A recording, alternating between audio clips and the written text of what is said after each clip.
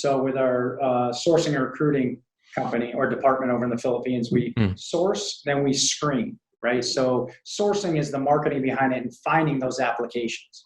So when you screen somebody, what you're going to be screening for is what you want. Like for us, we want to make sure that every single one of our virtual assistants has a 4-year college degree. We want to make sure they have call center experience, right? Those are just some of the things that we're looking for on the resume. This is the real estate investing experience. We get it. Real estate can be rough sometimes, and that's why we bring in the experts to talk about the experiences you won't hear anywhere else with your hosts, John Cohen and Chris Grinzik.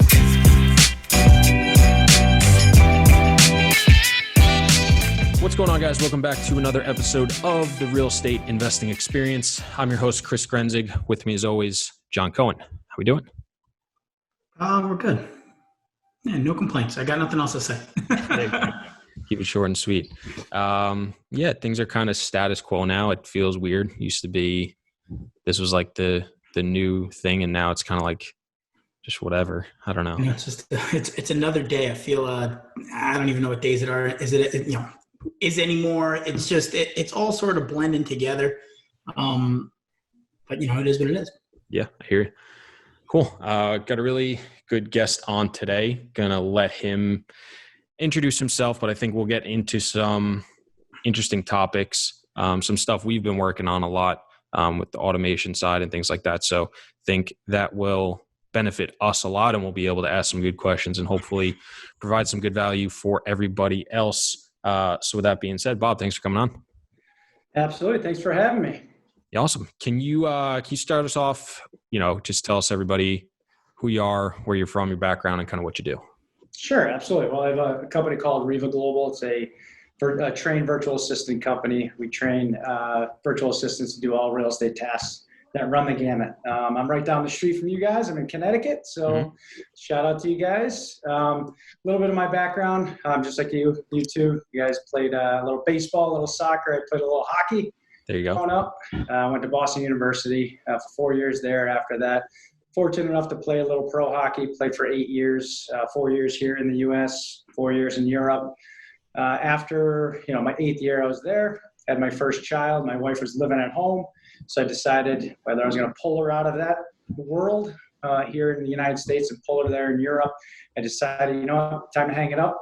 So might as well do something that does not require a college degree. So I said, you know what? Let's do real estate. So I did my research, jumped into real estate back in 2004, did 700-800 short sale transactions through the years, jumped into the education space, helped start 2 coaching programs, education programs. So currently that morphed to doing commercial deals, syndication deals, private lending, all that kind of good stuff. And then 2013, I got introduced to the virtual assistant world. I had no idea what a virtual assistant was, but I did know that I needed more time back in my day because I was running like an idiot. So got introduced to that, got my first virtual assistant, 2014, light bulb went on, said, hey, this could be a business opportunity. So I launched my first virtual assistant company in 2014. And then fast forward 6 years later, we're here. Awesome. I think that's interesting. So very quickly, just because I want to make sure I understand. So you've done investing from the gamut of personal syndication, lending, things like that. Is that right? That is correct. I currently do it as well. That's what I was going to ask. So what do you currently do on the investing side outside of the virtual assistant side? So right now I do wholesale, rehab, I buy and holds, and also a couple of syndications. Gotcha. So that's a lot. I'm a passive investor in the syndication. I don't run them. So okay. Just clear like that. Gotcha. Interesting. So talk to me a little bit about, because we're somewhat in that stage now too, where it's like, okay, let's, build out systems, let's automate. And now with the rise of technology, the question is always, do we do it in-house? Do we do it outsourced? And do we do it overseas?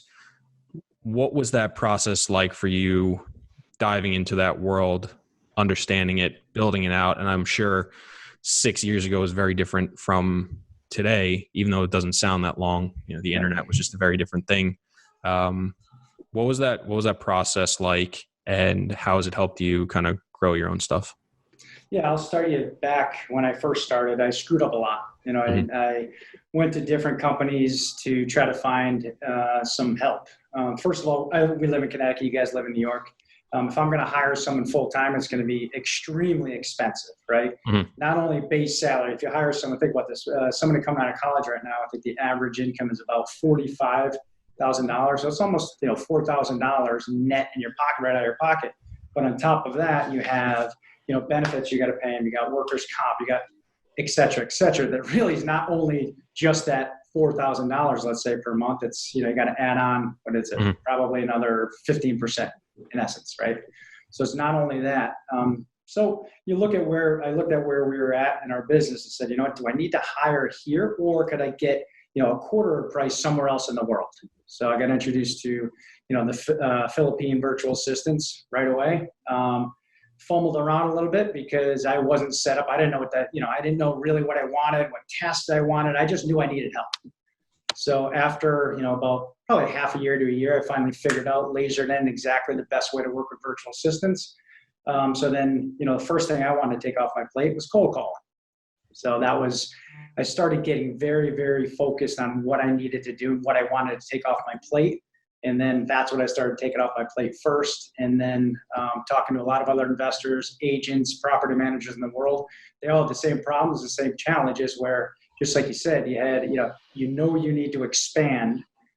So what is it first and foremost you want to take off your plate? So from that, let's fast forward to today.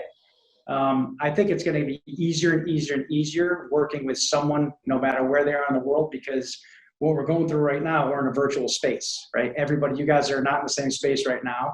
You guys have to learn how to work together in different, you guys aren't sitting in front of the office knocking on the door saying, hey, John, hey, Chris, what do you think about this? What do you think about this? So I think it's going to get easier and easier and easier over time to work no matter where you are, whether, you're in California, New York, Florida, or Philippines. Yeah, I think that's interesting. And it's interesting where you ended up, because it's kind of parallels to some of the conversations we've been having with the multifamily side of things, especially in the B and the C space, how this pandemic is going to force people who are otherwise not as tech savvy or as tech happy to basically be forced to start implementing some of these things. So whether it's Zoom calls, whether it's online leasing, virtual tours, online work orders, etc., all that stuff now has to be implemented into an online format, whether you wanted to or not, basically. So yeah, I think this is going to only help accelerate that, not only for us, but in other spaces, like you said. There's just so much out there. And I've come to realize, talking to a lot of other people, and it was always tough for me because my age, I'm 28. Basically all my life growing up was electronics. I still remember dial-up, but that was very young. I was probably, 8 years old, maybe something like that. But I remember being in the den and waiting for my parents to get off the phone so I could load it up and AOL and computer games and stuff. But I grew up with it. So it's much easier for me to understand these things and implement it. I've realized a lot lately how tough it is for a lot of people. So being forced to have to do it, I think, is really going to, like I said, accelerate a lot of those things. And I'm sure you're seeing it a ton right now. Yeah, we could all look at things in a positive or negative way. I tend to be very optimistic about things, right? I know, of course, this is brutal we're all going on, through this stuff. But you know what? If you start looking at the optimistic side of it, the older generation now has to learn how to use Zoom. The older generation, if they want to get together with their family members, guess what? They have no choice but to learn how to actually log into a Zoom call.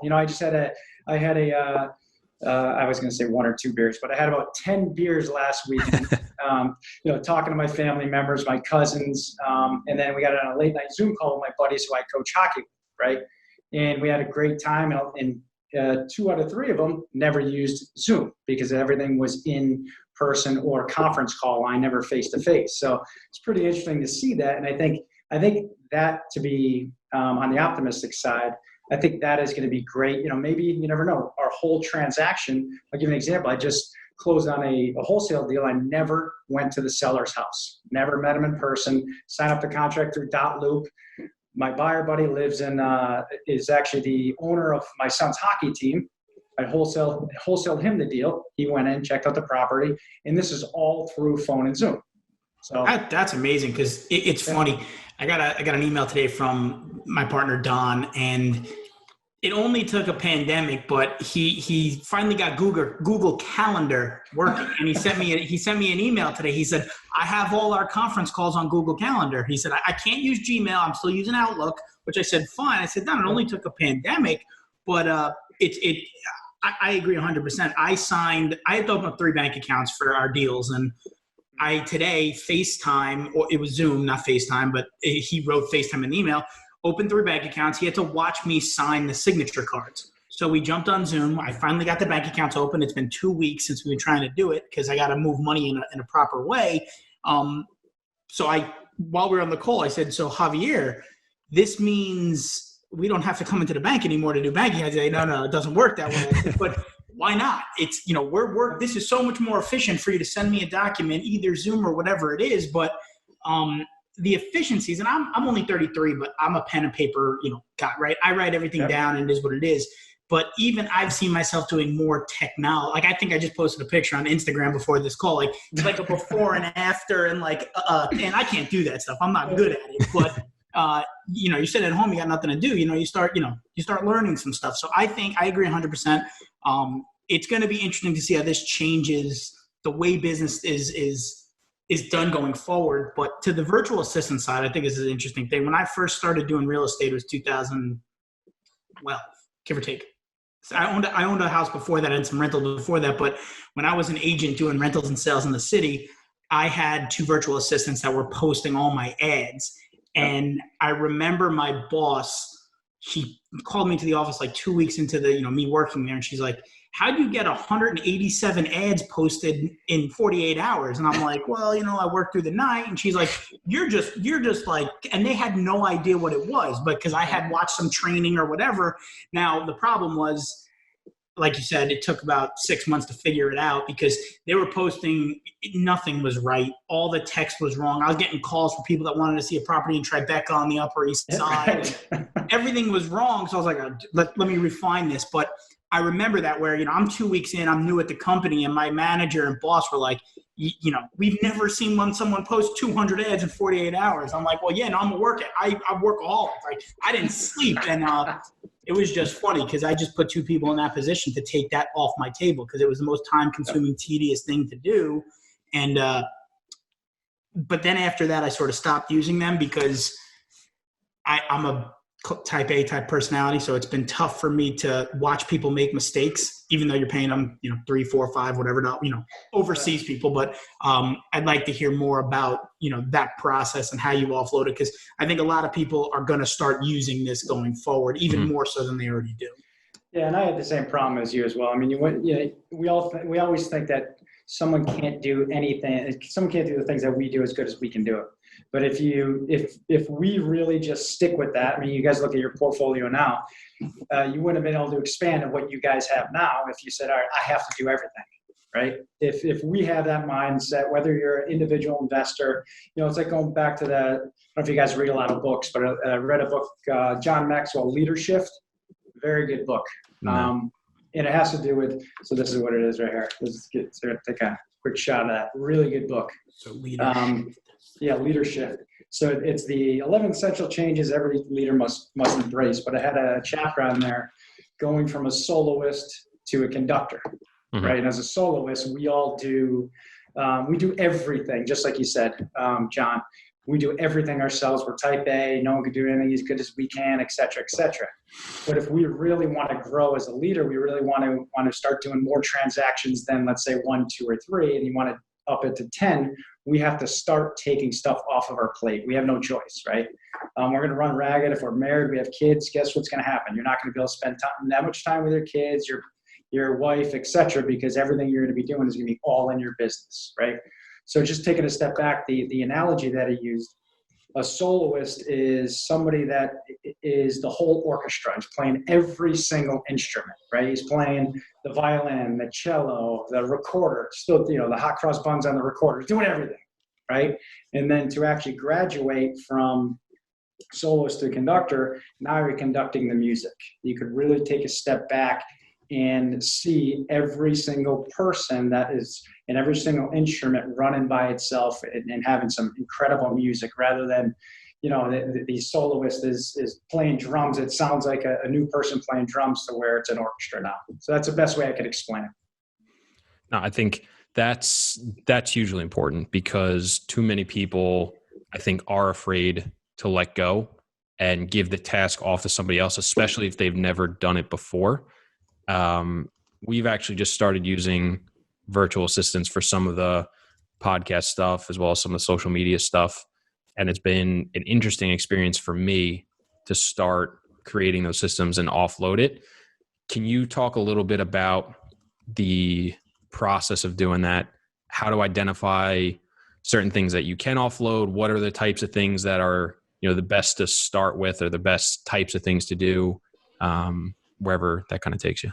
Great question. And in whatever niche you're in, it doesn't matter, right? Sure. You have to look at, I break it up into income producing tasks and non-income producing tasks. What is going to put money in your pocket today is scraping leads. So let's just say you're looking for more apartments, or more like 6-unit buildings, let's just say. Does it benefit your time going to some sort of CRM or wherever that has that data, pulling down a list yourself, skip tracing them, picking up the phone and calling them? Or is it better use of somebody else's time that actually does all of that work and then hands you over a warm lead? Mm-hmm. Right? As an example, that would be just a small example. Another example definitely would be your podcast, right? Are you going to upload all of the videos onto all these different channels, or are you going to have somebody do that? Are you going to sit while your podcast renders and twiddle your thumbs and say, okay, shit, I just lost connection, or I just did this, before you know, 2 hours of your day are gone?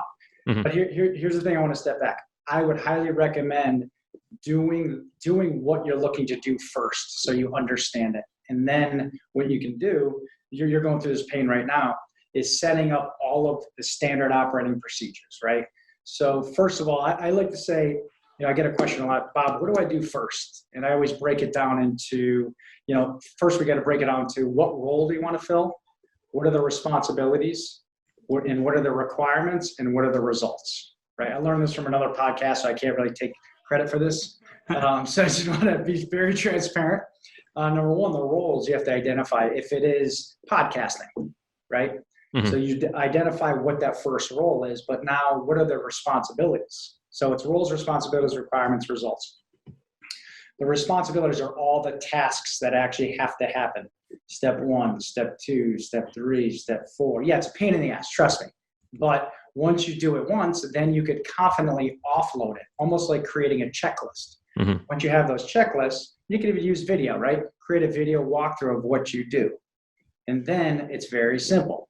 What are the requirements? And then what are the results you want? Do you want the virtual assistant to do, you know, how many podcasts a week, how many different areas you want them to send out to, et cetera, et cetera. Like I'll create a results list on what you actually want them to do. They send you an end of day report, done. Now what you did is you created a standard operating procedure for that particular task, if you will. Mm-hmm. Does that make sense?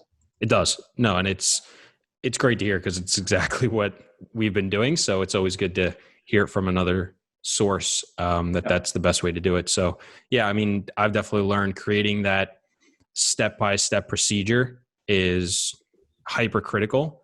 And the first couple of times you do it actually feels a little bit silly, because you have to be so specific on first this, then this, then this. And you have to explain exactly what you're thinking, why you're thinking it, whether it's on video or you take screenshots and put it down in words. You have to be very specific, because the other person that is either listening or watching or reading has to have no doubt exactly what they're supposed to do. And if certain things happen, what those actions are to take. The less doubt you can create, the less variation you're going to have in the results. So that was, I felt very silly the first couple of times making the videos, because it was so, especially the first couple of things felt very basic to me, which is obviously the first things you want to offload. So it just felt silly talking through it. I'm like, I've done this a million times. This is a no-brainer. but you almost have to take a back seat and say, pretend, you're from another galaxy, or pretend you don't speak the language, or pretend you've never seen a computer before. It's almost basic. Yeah, and it's the same as let's say, I know you guys played sports as well, so I use a sports analogy. Let's say no one ever played golf, right? And they pick up a golf club. Like some of the swings out there, if they've never swung a golf club, are horrendous, right? But what you have to do first, you have to take a step back. If someone's going to teach you, right, you really have to go step by step in golf, right? Mm-hmm. So a lot of people don't see the hard work. What we're talking about right now, people only see the end result. So athletes, all their hard work is done. They don't see no one sees the sweat and tears. They only see LeBron James dunking a basketball, but they don't see how hard he had to work in the background to get to how he was, right? All of what you're talking about in the systems and processes, standardizing that's all the hard work, right? And then when you do, you have to make sure that, you package it up into a nice bow and hand it off to somebody else and they do it, right? Yeah. And I highly recommend everybody does that.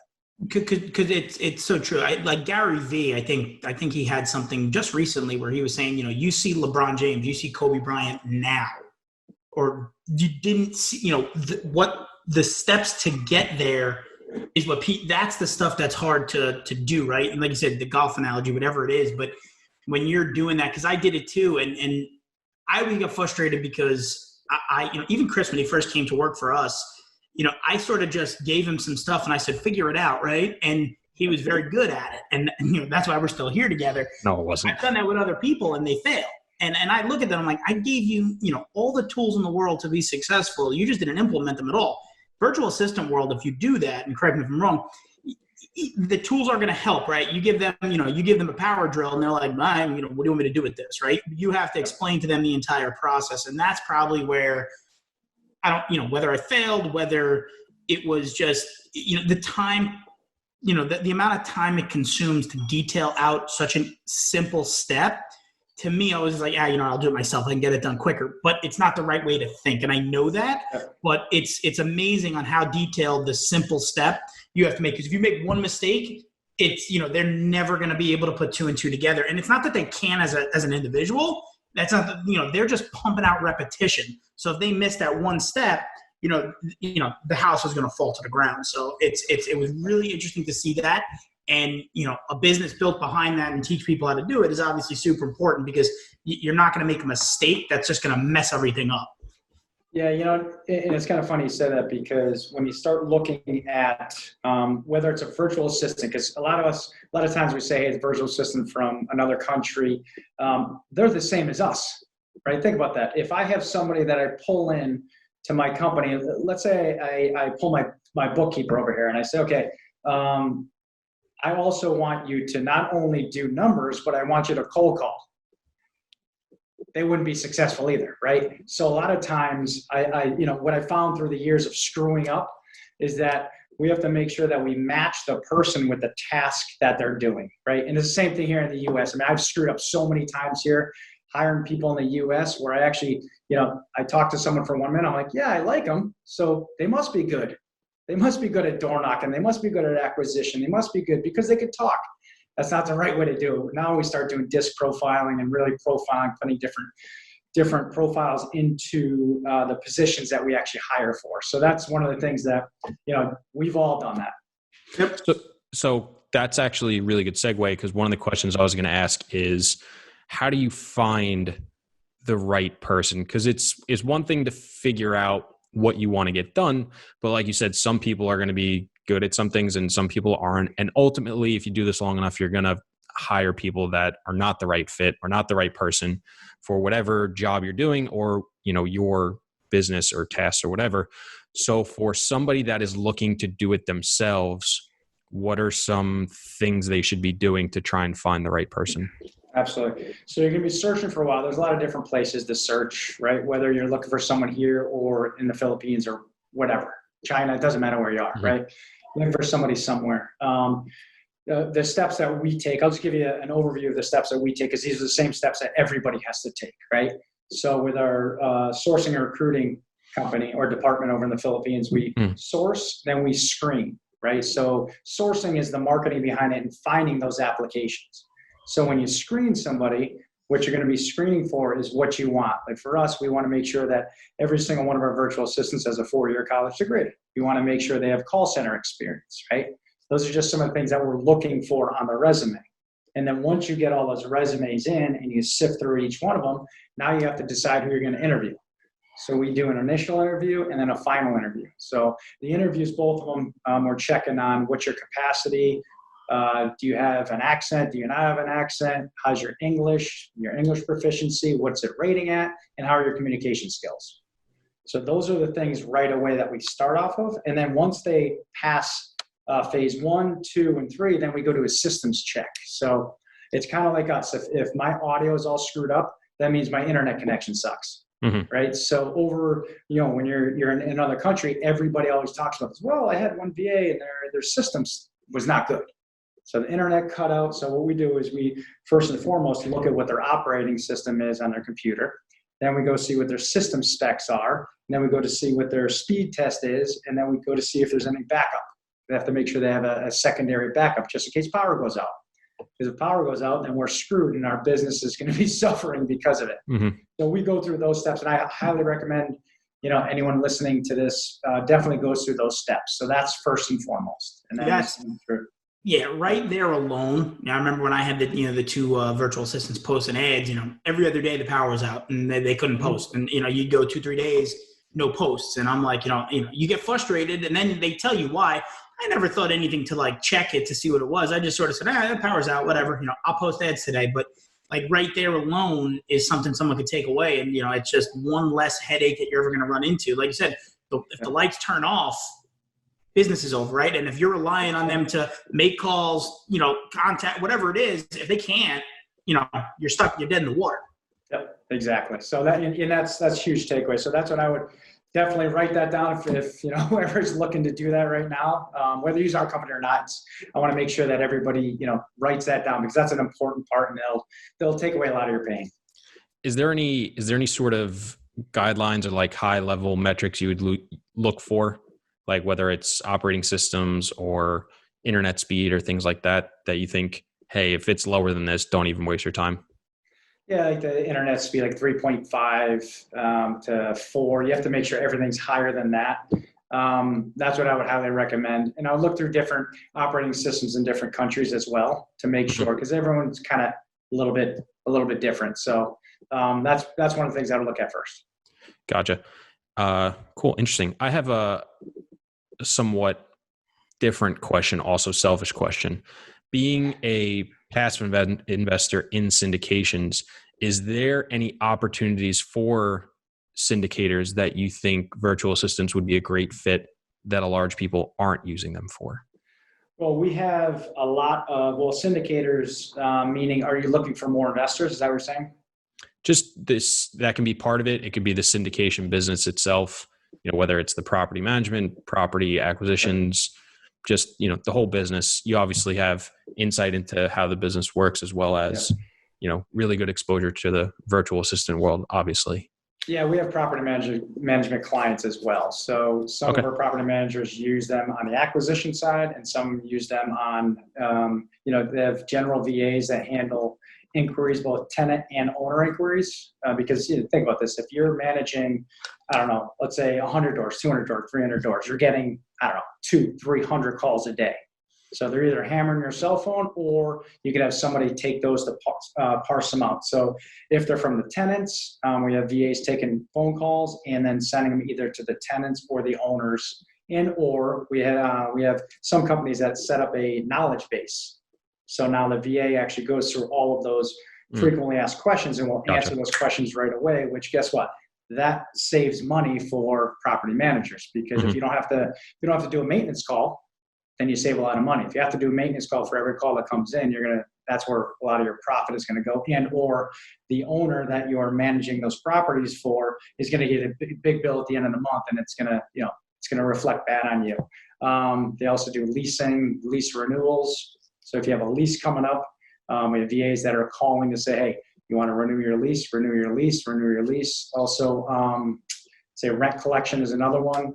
On the marketing side as well, outbound dialing to call to see if they could actually build another portfolio. They'll research homeowner or owners that have properties, multiple properties, and they're outbound dial for them to see if they are interested in actually getting a property manager to manage their properties for them. So those are just some. I know I laid a ton on you. Collection, No, accounting. I love it. I think it's a ton of great ideas. It's a lot of. It's interesting too because for us, I wouldn't have thought a lot of that because all of our properties support on-site staff. So our on-site manager is doing 95% of what you just said. However, when you have, like you said, 100 different doors or 50 different doors or even 20 doors spread out across the same amount of properties or, not in one, doesn't really support that. If you're using a property management company, they've got someone in the office that handles tenant relations or whatever.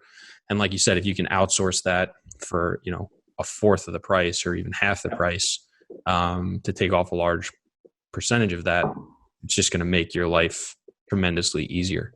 Have you seen a growing it's a little bit skewed because you're obviously probably mostly talking to people who are looking to do this, but in your opinion, is this something that has significantly entrenched itself into the property management world yet? Or do you think it's still, the vast majority of managers are not utilizing VAs and there's still a tremendous opportunity to do so?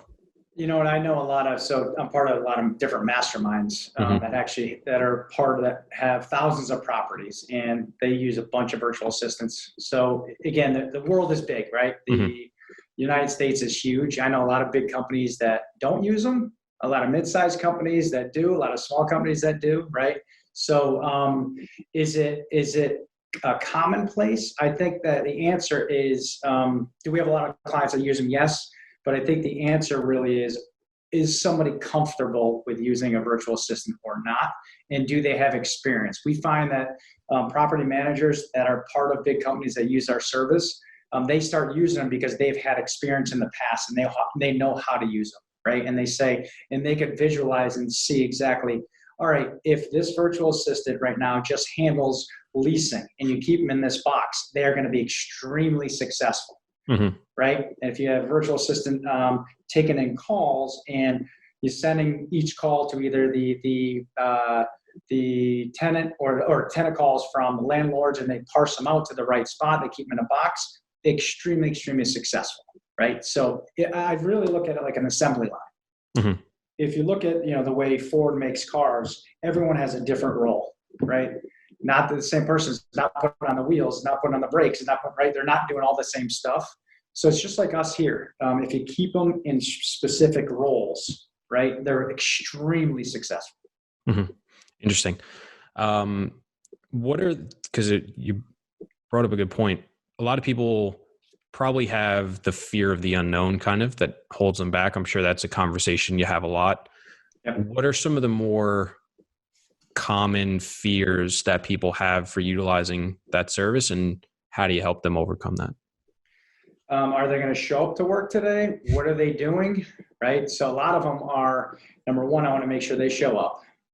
John, to your point earlier, do they have connectivity issues? Right. What did they actually do? Did they do work while they're on my dime? A lot of times that's exactly what people look at. So what we've done to put a stopgap in that is, number one, we have a management team that oversees every single VA and they send a start date, like a beginning start a day report on what they're going to do that day. And when the day is done and they clock out, they send in an end of day report.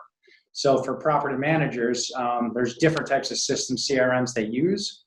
And a lot of that is tracked through the CRM. So you understand and know how much they accomplished on top of them sending in an end of day report. So there's some checks and balances that way. We put in an extra layer of management over the virtual system to make sure that there's never a problem. And if there is a problem, they call the manager right away and say, hey, listen, we call them a client service manager. So they call our client service manager and say, hey, you know what, Bob, Jim did this or Jam did this or Jane did this. Could you help? Blah, blah, blah. So then we have an extra layer of management on top of that. So.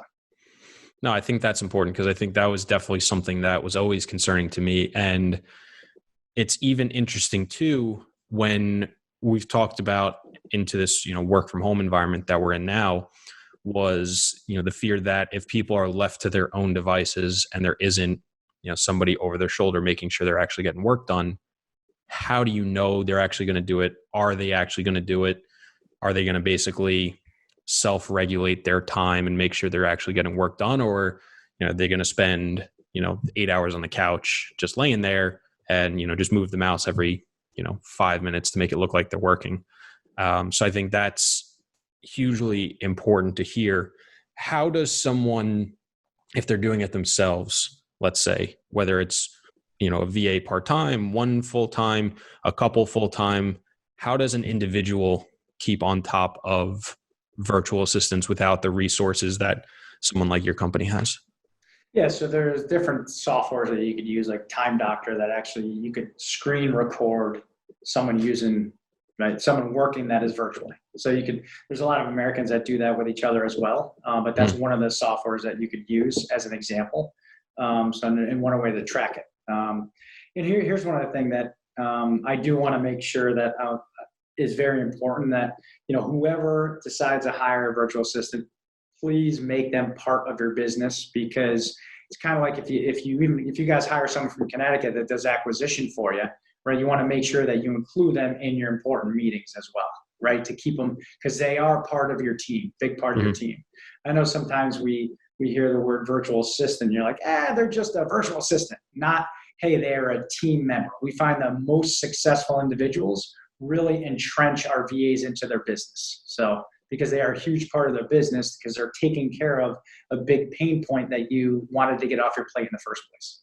So one thing that I did when I had when I had them doing my stuff, I'm a big, I think today's world, it's always, can I hire someone to do it for me for cheap so I don't have to do it without ever having gone through the process? When I brought on the two people that I brought in, I knew how long it would take me to do that task. So now, maybe I'm better than them, maybe I'm worse. So I use that as a barometer. So everything, my whole business, everything I do is, okay, I can underwrite 10 deals a week. I didn't care if they were on my dollar working 10 hours, if they got 10 deals underwritten. Let's just use it as an example. If they got 2, then I get pissed. But if I know how long it should take to do something, if they can get it done for the amount of time that I'm paying them for, if they're really good at it, I had no problem with it. When it went the other way, that's how I monitored their time, right? Did I have to watch their screen? Did I have to let them log in? I think that's something that I use that I would recommend. I don't know if you do guys, I know you guys have a company, so you probably have better systems in place, but I always tell people, you can't hire someone if you don't even know the time it takes to do the test yourself, because you're never going to know if someone's efficient or not, whether you're watching them or not, or monitoring them or not. You want to go through the process 4, 5, 6, 7, 10 times. Say, okay, now I understand this system. Let me give it to somebody else and see if they can do it in half the time or whatever. Do you think that's something that an individual, if they wanted to bring someone on, should do and not just dive right into hiring somebody? Yeah, you nailed it. It's just like we talk about roles, responsibilities, requirements, and results. So the results are, and that's a great way to do it. That's why when they send you the end of day report, you look at it and be like, what the heck did you do today? Right? I do the same exact thing that what you just said. And one thing to do is, if you're ever questioning it, whether it's here or anywhere in the world, have them do a time and motion. So it's really saying, all right, what did you do? Break the days up, 30 minutes, what you do in those 30 minutes. And before you know, at the end of the day, if you're closing 10 loans now, and I did this with coaching students as well, right? With real estate investors, I'm saying, all right, well, what did you do today? Well, I did this. I'm like, oh, hold on. Pull out your calendar and go through exactly what you did at this time. And then what we did, we figured out how to actually save them a lot of time by just going through that simple time and motion exercise, right? So for here or, in the Philippines or wherever, it's a very good thing. So I'm glad you brought that up. Yeah, no, I think that's super important. I mean, you could do that with, in-house employees, right? Whether it's virtual, whatever, if it should take you 10 hours and they get, it takes them 40, you got to question that. Or if they take 2, they either did a really shitty job or they're just geniuses. So, but right. I think that's super important, because I don't think enough people, I don't care if it's going to hire a VA or underwriting property. I don't think enough people time block their schedule and I'm talking about, I'm going to read emails for 30 minutes and now I'm going to work out for 30 minutes or whatever it is. It doesn't have to be, just do it. And once that clock strikes, on to the next event, whether you finished it or not, and, come back to it. But that will save you so much time and energy. And then you'll be able to put a process in place for the next person to do the same task. So I think that's awesome that, you guys are using it and it's a way for people to monitor and fact check themselves. Yeah. And I'll add to that too. I mean, think about this. When anybody first starts growing their team, a lot of us don't have management experience. We've never managed anybody. So how the hell do we know what to do? Right. I mean, that's really what we have to look at. You're not all of a sudden a manager overnight. You're not also always a leader overnight. Right. That stuff. I mean, think about this. When you guys started real estate, you're 10 times better now than what you were before. I mean, how much did we mess up at the beginning? Right. And, you learn through experience and you learn through listening to podcasts. You learn through, right. We learn through this banter. We're learning something off each other right now. I think it's very important too to know that, but also learn from what the mistakes that we made. So I think I think that's something that's very important for anybody. Yeah, I think it's interesting to hear too as you were talking. Maybe there's got to be a distinction in the world of VAs from the VA that does the one-off task and the VA who you're basically hiring just as an employee overseas. And I think too many people are treating, to your point earlier, the VA who's now being a part of your team as the one-off person who's doing a task for you. And you're not incorporating them into your world, your team, your organization. So I think too many people are treating everybody with kind of a broad stroke. And it sounds like what you're saying, and I tend to agree, is that shouldn't be the case and that they should be treated just like any other employee you would bring in. They just happen to live in a totally different section of the world and the compensation is different because of that. Is that right? Yeah, that's a great point. And so there are companies that are better at project-based virtual assistants. So great point. So that means if I want a logo done, I'm going to, don't go to my company, go to somewhere like Fiverr as an example, because what you do is they bid on the projects that you want done. If you want to, if you want someone who works part-time or full-time, I can definitely help you out, right? I'm not for everybody. If like I said, if you want those small projects done, I can refer you to companies, right, that I have used as well to do project-based, right? But part-time, full-time, that's something that we can help you on. And I'm glad you put that up, because if every company says they do everything, they're full of crap, right? I mean, let's call it what it is. I just think it's very important to be real nowadays and to be honest rather than, to not, to be honest with you. So that's a great point. I'm glad you brought that up, because that is sometimes a very big misconception. Yeah. So how do people do a better job at incorporating people they've never met in real life, can't shake their hand or talk to them face to face? How do they do a good job of integrating them into their company, their world, their organization, et cetera? Well, first and foremost, you got to be crystal clear on what you want them to do, right? Going back to that roles we talked about. First of all, look at what the biggest pain point in your business is, right? If your biggest pain point is lead generation, I'm just making this up, right? If it's lead generation and some of the tasks that you're doing on a daily basis are going on for sale by owner sites, going on Zillow, going on Craigslist, whatever that is, and scraping all of those potential leads, putting them on a spreadsheet and calling them to see if they're actually motivated, right? If that's a big pain point, what you do is you just keep them in that box. You create that process step by step, keep them in that box. And then on your end-of-day report, it's going to say how many leads they scraped, how many people they called, and what were the end results, right? So what you do is you just create that, the box that we talked about, and be very, very clear. First, it starts, we need to know exactly what we want. If we don't know what we want, we're going to be, we're going to catching our tails like I did back in 2013, because, I messed up and it was on me. Gotcha. Another thing that I've always been worried about, and I'm curious to hear what your response to be, and maybe it is just part of the nature. What is the retention like when you're using virtual assistants? Because there's obviously some sort of time and money factor that goes into getting somebody up to snuff and then they go on.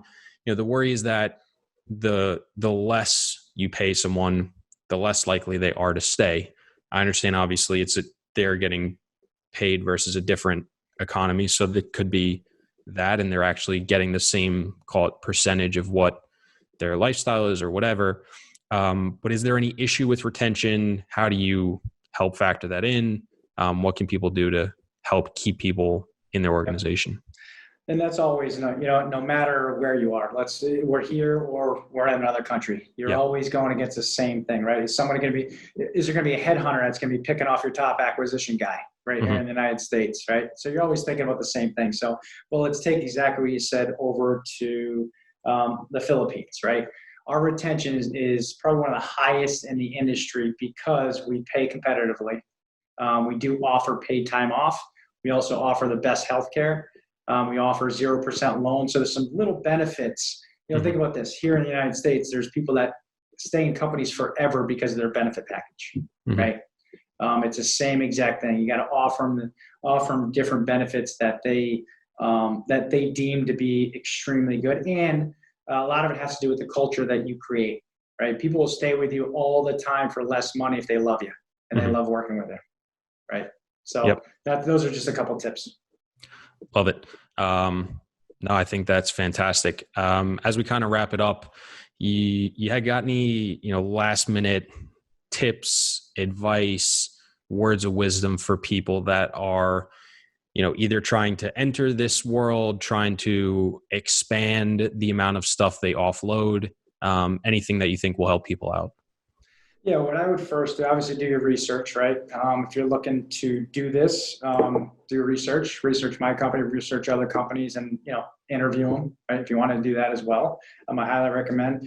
And one of the things that I always do, no matter what, you guys look at your space, you look at my space, is make sure that when you're working with a company, they're actually using their service or product as well. Right. So for me to be talking to anybody, if I'm not using a virtual assistant, in my business, I'm a bigot or whatever you want to call it. Right. I'm selling snake oil then. Right. I really believe that for me personally, this is how I was brought up. Right. If I'm coaching kids hockey, I better played hockey before. Right. That's the way I look at it. Again, some people might disagree with me, but that's one of the things that I believe in.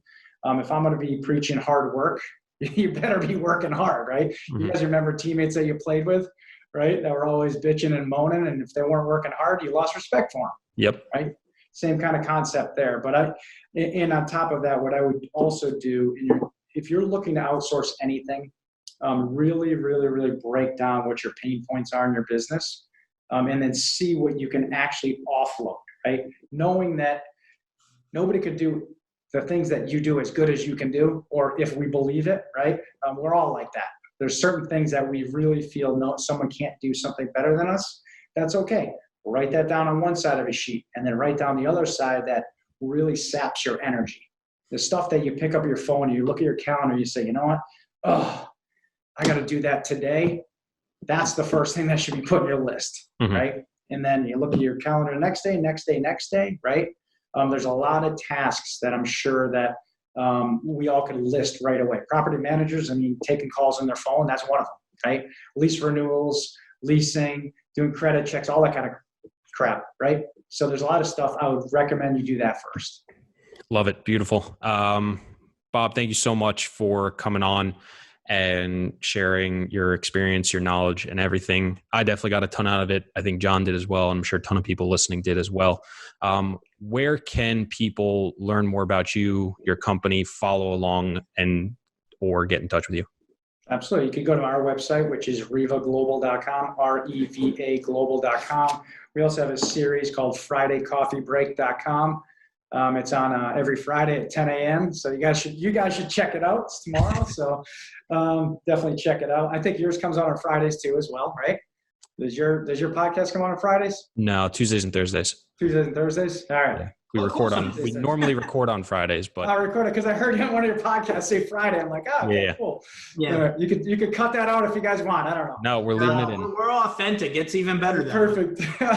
And then I'll give you my direct emails, bob@revaglobal.com. It's REVA-global.com. But, anything you guys need, any questions or anything, I'm always open. So, feel free to hit me up.